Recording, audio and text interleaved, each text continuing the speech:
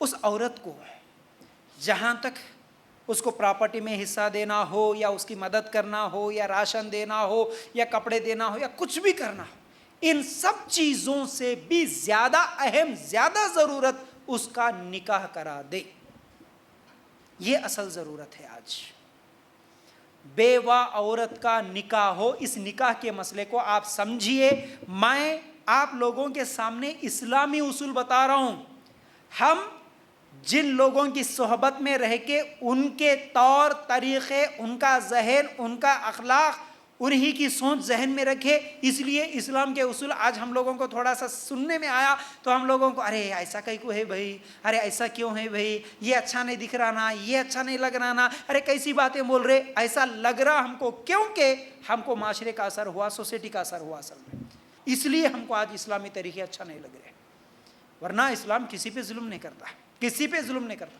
ہمارا پیدا کرنے والا رب، ہم معلوم تھا اس کو کیا ضرورت ہے، عورت کو کیا ضرورت ہے، بیوہ کو کیا ضرورت ہے، مرد کو کیا ضرورت ہے، اس کو معلوم تھا، اس لیے وہ پورا نظام بھیج دیا، وہ پورا قانون بھیج دیا، پورا طریقہ بھیجا کہ تم کو کیسے زندگی گزارنا ہے، پیدائش سے لے کر موت تک کیا کرنا، کس کو کیا حق ملنا ہے، اللہ تعالیٰ پہلے بتا دیا۔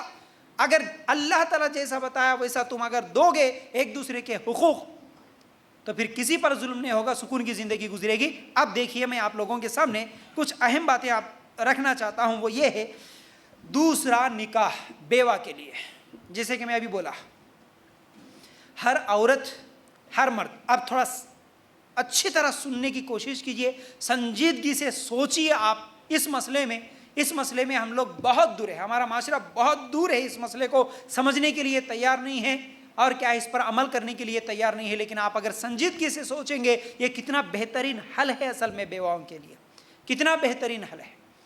لوگ بولتے ہیں کہ صبر کرنا، مطلب شادی ہو گئی اور شوہر کا انتقال ہوا، بچے ہیں، شوہر کا انتقال ہوا، اب چھوٹے بچے کو لے کے یہ عورت کیا کرنا، صبر کر لینا، پوری زندگی بغیر شادی کے رہ جانا، یہ صبر ہے۔ اب ایسا صبر کرے تو اس کو یہ ہے، وہ ہے، وہ ہے، اس طرح کچھ لوگ جھوٹے فضائل بھی بیان کرتے میری ماں بہنوں۔ لیکن ہاں، یہ بھی صبر ہے، اگر کوئی عورت اپنے بچوں کے خاطر دوسرا نکاح نہیں کرتی، گناہ نہیں ہے، صبر ہے، اس کا یہ اجر اس کو اللہ تعالیٰ دے گا۔ لیکن حل دوسرا نکاح، کیونکہ بالغ عورت یا بالغ مرد کے لیے، بالغ ہونے کے بعد ایک انسان کے لیے سب سے بڑی ضرورت عورت کے لیے مرد ہے، مرد کے لیے عورت ہے، یہ فطرت ہے، یہ فطرت ہے۔ اب اس فطرت کو آپ کروڑوں روپے بھی دے دو، لیکن فطرت میں جو چیزیں ہیں، جو ضرورتیں ہیں، جو خواہشات ہیں، اس کو کروڑوں روپے، گاڑیاں، بنگلے، سب کچھ دے دو، پھر بھی اس کی اس خواہش کو پوری نہیں کر سکتی، اس کو سکون کی زندگی نہیں دے سکتی۔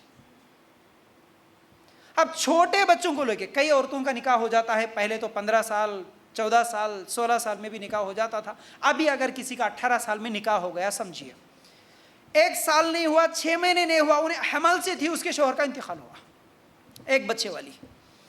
کچھ عورتوں کا تو یہ حال ہے کہ 2 بچے ہوئے، کتنے، 20 سال کی عمر میں یا 21 سال کی عمر میں اس کے 2-3 بچے پیدا ہوئے، شوہر کا انتقال ہوا۔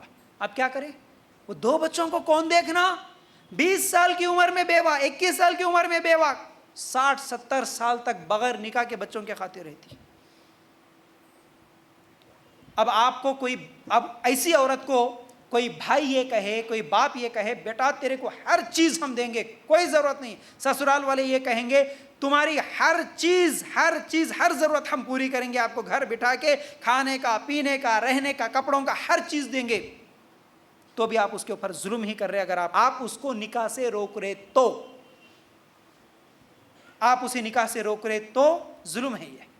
میرے پاس آتے ہیں کئی مسئلے، کئی عورتیں، ایک عورت کال کر کے پوچھتی ہے، میرے شوہر کا جب انتقال ہوا میرے 2 بچے تھے، ایک لڑکی ایک لڑکا، چھوٹی عمر میں نکاح ہوا اور میرے شوہر کا انتقال ہوا، جب میں نکاح کرنا چاہتی تھی میرے ماں باپ روکے مجھے نکاح کرنے سے، چھوٹے بچوں کو لے کے کیسے اب نکاح کرے گی، نہیں بچوں کے لیے صبر کرنا، میں صبر کر لی، اب میرے ماں باپ نہیں ہیں، بولنے والے نہیں ہیں، اب ابھی تو میں نکاح کرنا چاہتی ہوں, میری عمر 40 یا 45 سال وہ عورت بتا رہی تھی, اب میرے بچے روک رہے کہ اب تم نکاح کیسا کر سکتے, میرے بچے بول رہے کہ اب کیسا نکاح کر سکتی.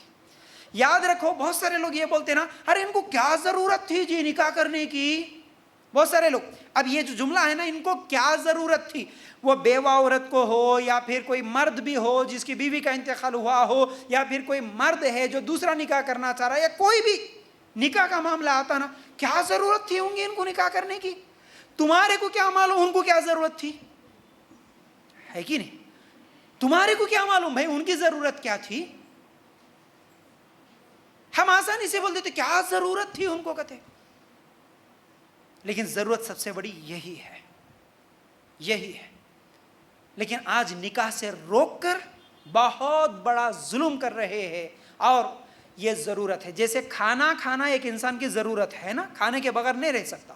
سانس لینا ایک انسان کی ضرورت ہے, اس کے بغیر زندہ نہیں رہ سکتا. اللہ تعالیٰ فطرت میں کئی چیزیں ضرورت کی رکھ دیا, مرد کے لیے عورت کے لیے بھی. اسی طرح نکاح بھی ضرورت ہے, جیسا کھانا ضرورت ہے ویسا نکاح بھی ضرورت ہے. یعنی مرد کے لیے عورت, عورت کے لیے مرد کی ضرورت ہے. اس کا حلال راستہ اللہ تعالیٰ نکاح کے ذریعے سے بتایا, یہ حلال طریقہ ہے, آپ حلال طریقے سے اپنی ضرورت پوری کرو. لیکن جب حلال طریقے سے کسی کو کوئی چیز پوری نہیں ہوتی تو پھر وہ حرام کی طرف جاتا. ہم یہ بول رہے کہ ان کو کیا ضرورت تھی.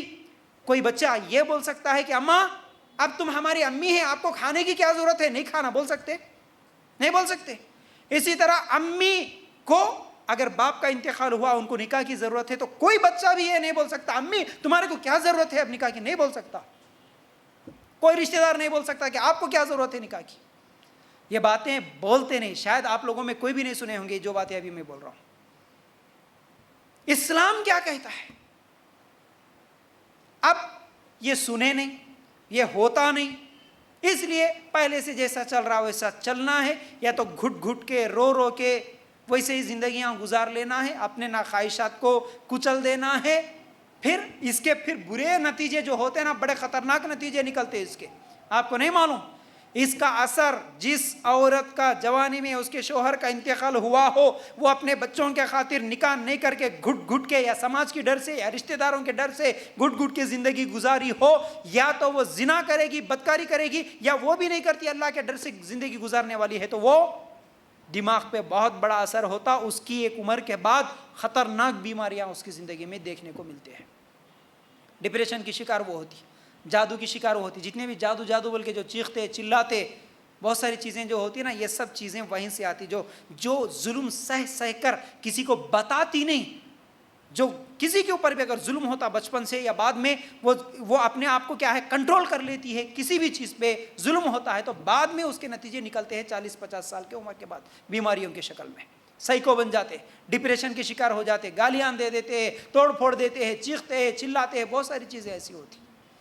تو یاد رکھو بہترین حل نکاح ہے. کیسے؟ اب میں آپ لوگوں کے سامنے دلیل بھی دے رہا ہوں. سورہ نور آیت نمبر اگر 32 نکال کر دیکھیں گے, اللہ تعالیٰ یہاں پر کیا فرماتے ہیں, تم میں سے جو مرد عورت بے نکاح کے ہو ان کا نکاح کر دو, اور اپنے نیک بخت غلام اور لونڈیوں کا بھی, اگر وہ مفلس بھی ہوں گے تو اللہ تعالیٰ انہیں اپنے فضل سے غنی بنا دے گا. اللہ تعالیٰ کشادگی والا اور علم والا ہے. دیکھیے اللہ تعالیٰ نے کیا بتایا اس آیت میں, تم میں سے جو بھی بے نکاح کے ہو ان کا نکاح کر دو. مطلب کیا ہے, کنواری ہو, شادی شدہ ہو, بیوہ ہو, مطلقہ ہو, بیوی کا انتقال ہوا ہو یا شوہر کا انتقال, بے نکاح کے رہنا اسلام پسند نہیں کیا. بے نکاح تم میں جو بھی ہو ان کا نکاح کر دو. بے نکاح مطلب شوہر کے بغیر عورت, بیوی کے بغیر مرد, بے نکاح کے نہ رہے, نکاح میں رہے, یہ اللہ تعالیٰ کا حکم ہے.